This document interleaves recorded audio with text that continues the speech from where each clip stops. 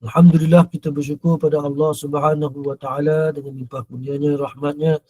ah, Kita dapat sama-sama lagi berkumpul pada hari yang bahagia ini.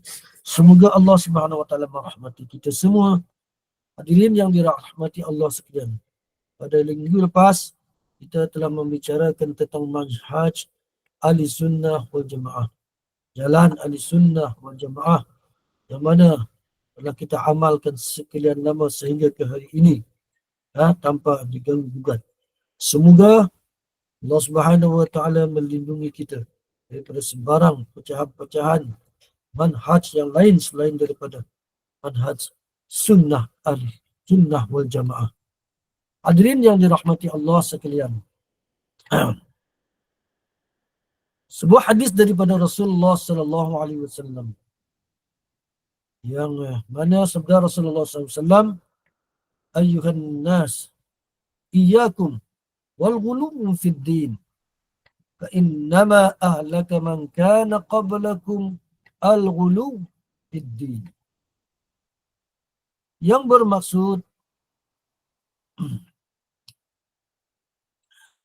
wahai sekalian manusia, ya ayuhan nas, iyyakum, berwaspadalah. Rasulullah kata, iyyakum, berwaspadalah terhadap sikap ekstrim, wal ghulu, melampau, wal ghulu fid din, dalam beragama. Fa innama ahlaka man kana qablakum al ghulu. Dia kata kerana perkara yang membinasakan umat sebelum kamu ialah al-ghulu, sikap melampau ataupun ekstrim, fiddin, dalam beragama.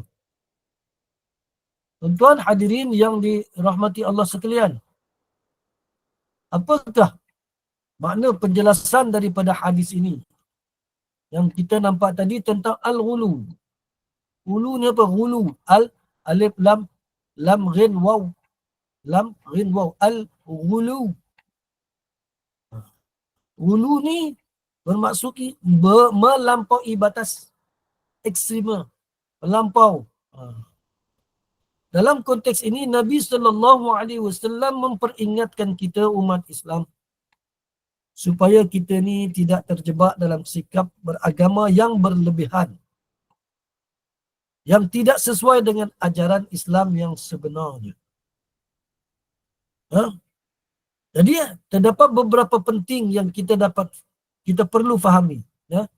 Pertamanya, bahaya ekstrim, bahaya melampau dalam agama. Nabi sallallahu alaihi wasallam beri amaran bahawa sikap berlebihan dalam beragama boleh membawa kerosakan, bukan sahaja dalam kehidupan individu tetapi juga dalam kehidupan umat Islam seluruhnya. Dalam agama hendaklah seimbang, kerana ianya seiring dengan prinsip-prinsip keseimbangan atau dipanggil wasatiyah, yang mana diajarkan oleh Rasulullah sallallahu alaihi wasallam. Khairul umuri awsatiha, sebaik-baik pekerjaan adalah sederhana, dengan lebih pula. Baik. Yang keduanya, contoh-contoh kita dapat lihat ekstrim dalam agama. Kalau kita lihat sejarah dulu, umat Islam dulu, mereka dibinasakan oleh Allah Subhanahu wa taala akibat melakukan sikap ekstrim beragama. Sebagai contohnya, gulungan-gulungan yang berlebih-lebihan dalam amalan ibadah. Seperti berpuasa secara terus-menerus tanpa rehat. Atau meninggalkan kehidupan dunia sepenuhnya, mengasingkan diri dalam gua kononnya, ataupun di dalam tempat-tempat pengasingan daripada manusia, yang bertentangan dengan cara hidup seimbang yang diperintahkan oleh Islam. Contohnya juga yang melebihi batas dalam mengagung-agungkan individu ataupun tokoh agama sehingga menyebabkan kepercayaan dan amalan yang menyimpang daripada ajaran yang sebenar. Yang peliknya, ada di kalangan masyarakat kita, ya, mengaku sebagai Nabi Isa, mengaku sebagai Imam Mahdi, mengaku sebagai Nabi. Yang peliknya ada pengikut-pengikutnya. Ini masalah di kalangan masyarakat kita kalau tidak dikuatkan dengan iman yang berprinsipkan amalan-amalan yang dibawa oleh ahli sunnah wal jamaah. Jadi tuan-tuan hadirin yang dirahmati Allah sekalian, Islam mengajarkan kita supaya ada keseimbangan. Adanya wasatiyah dalam banyak aspek kehidupan, termasuk dalam beribadah dan beramal. Islam menganjurkan kesederhanaan, ya, menganjurkan kesederhanaan yang telah diajarkan oleh Rasulullah SAW sendiri. Tak payah nak lebih-lebih. Setelah kita selesai solat zuhur 4 rakaat, sunat 2 rakaat boleh, 4 rakaat boleh, ya.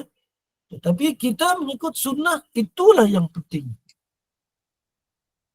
Dapat pahala dan tidak juga berlebihan, ya. Begitulah. Allah Subhanahu wa taala berfirman dalam surah Baqarah, "Wa kadzalika ja'alnakum ummatan wasatan litakunu syuhada." Dan demikianlah kami menjadikan, kata Allah, kamu satu umat pertengahan, wasatiyah, pertengahan, keseimbangan.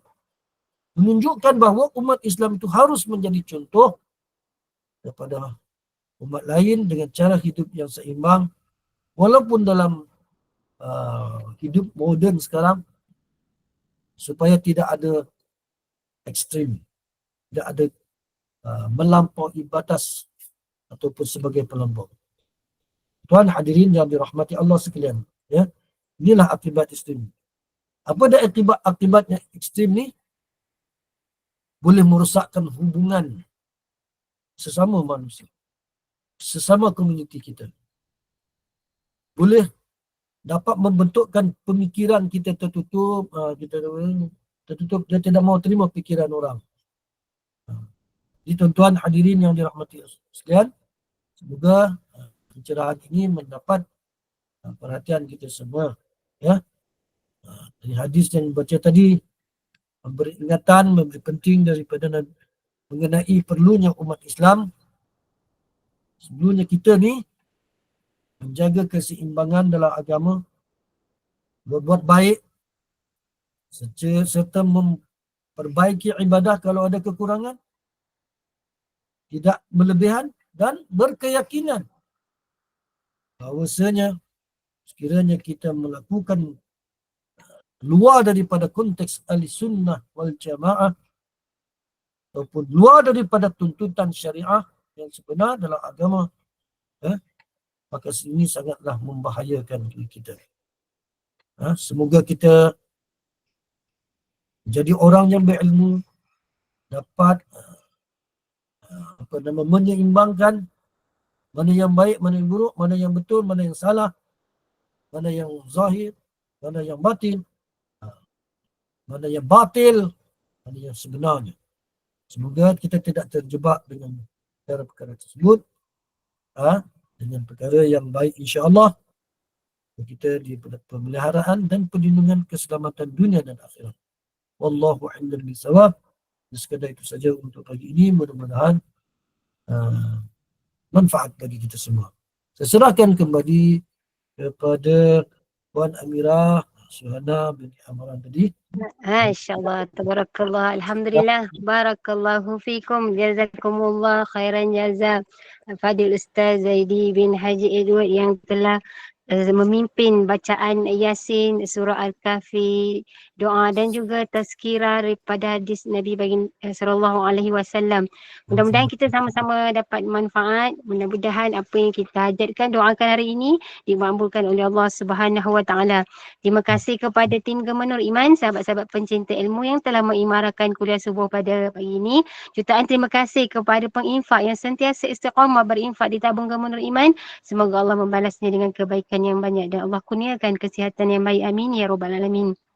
Sebentar saja lagi, 8.15 minit lagi, kita akan bersama dengan Al-Fadil Ustaz Khairil Azhar bin Samsudin bagi menyambung kitab Faraid fi Ilmi Al-Qaid, insya-Allah pengajian tauhid.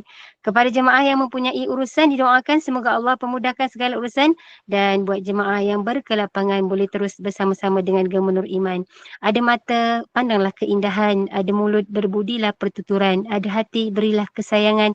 Ada salah dan silap, sudilah maafkan. Saya mewakili Gemenur Iman memohon maaf sekiranya ada kata yang tersilap bicara, ada tutur yang tersilap atur. Yang baik itu datang daripada Yang Maha Esa. Segala kekurangan, kesilapan, kekilafan datang daripada saya yang bergelah hamba. Mohon sekali lagi Al-Fadhil Ustaz untuk menutup dengan tasbih kafarah dan suratul As. Saya sudahi dengan wabillahi taufiq wal hidayah. Wassalamualaikum warahmatullahi wabarakatuh.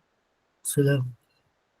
سبحانك اللهم وبحمدك نشهد أن لا إله إلا أنت نستغفرك ونتوب إليك بسم الله الرحمن الرحيم والعصر إن الإنسان لفي خسر إلا الذين آمنوا وعملوا الصالحات وتواصوا بالحق وتواصوا بالصبر. Sekian, maaf, kita berjumpa lagi insyaAllah di hari dan waktu yang sama. Assalamualaikum warahmatullahi wabarakatuh.